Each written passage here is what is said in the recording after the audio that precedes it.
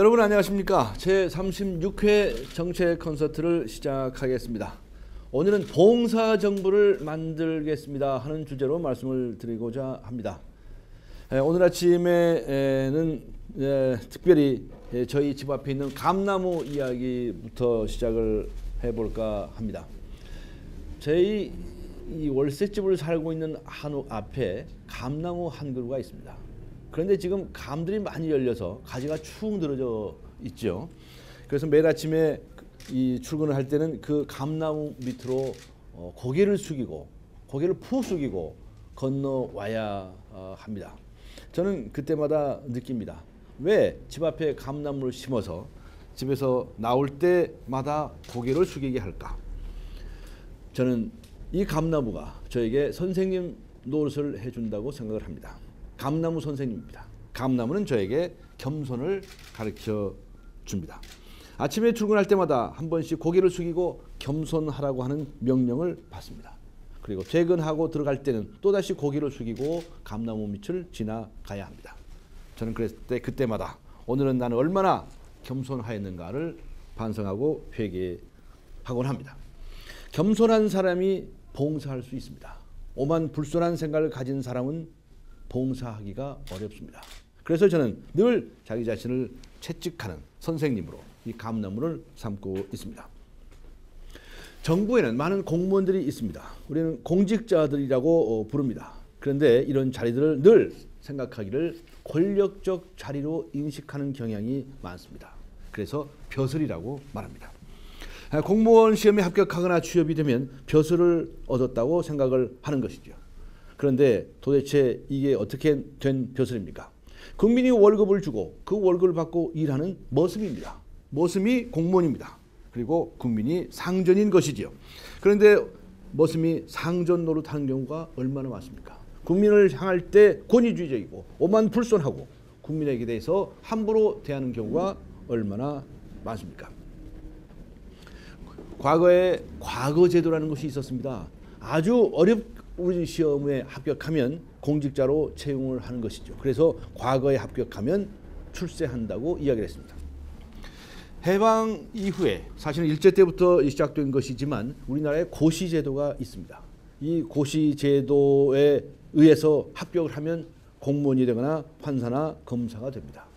그래서 고시 합격한 사람들은 동네 플래카드가 걸릴 정도로 우대를 하는 사회 풍조가 있었습니다.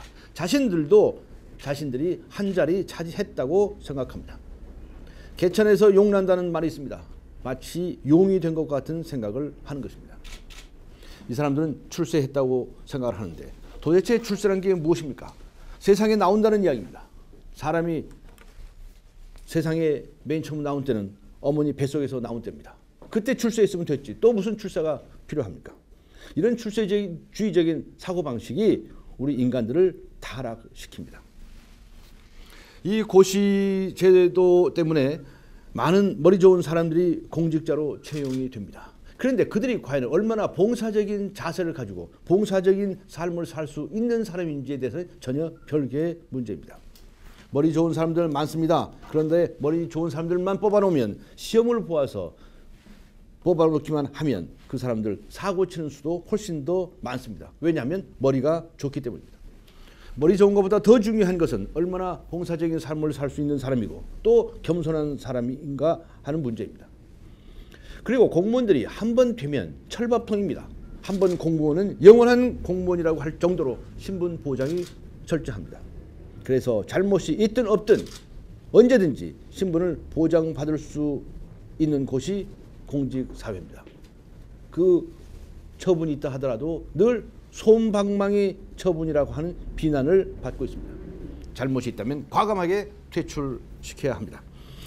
그래서 저는 첫 번째로 시험 위주의 점수 위주의 고시제도를 전면적으로 개편하겠습니다.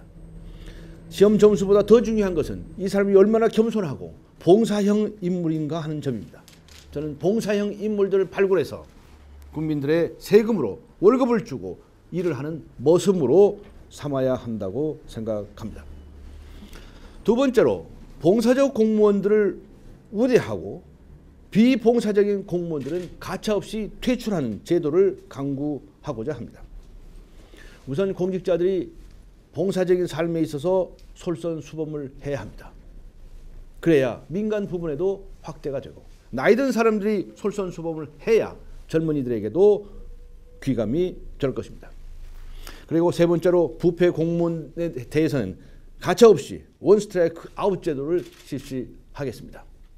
조그만 잘못에 대해서 그저 경미한 처벌들을 해왔기 때문에 공직자들이 정신을 못 차립니다. 그리고 각종 징계위원회도 솜방망이 처벌을 능사로 생각하고 있습니다. 작은 잘못이라도 크게 처벌받는 것이 공직사회여야 합니다. 그것이 바로 공직사회가 솔선수범하는 길이라고 생각을 합니다. 우선 공직자들이 겸손하고 봉사적인 자세를 가질 때 그것은 민간 부분에도 크게 확산될 것입니다. 그렇다고 한다면 우리 사회는 전체가 봉사적인 사회가 될 수 있습니다. 그리고 국가가 봉사적인 국가가 됩니다. 만일 그렇다고 한다면 세계 어떤 국가보다도 모범적인 국가가 될 수 있고 존경받고 칭송받는 국가가 될 것입니다. 그렇게 하기 위해서 먼저 봉사적인 정부를 만들겠습니다. 오늘은 여기까지입니다. 감사합니다.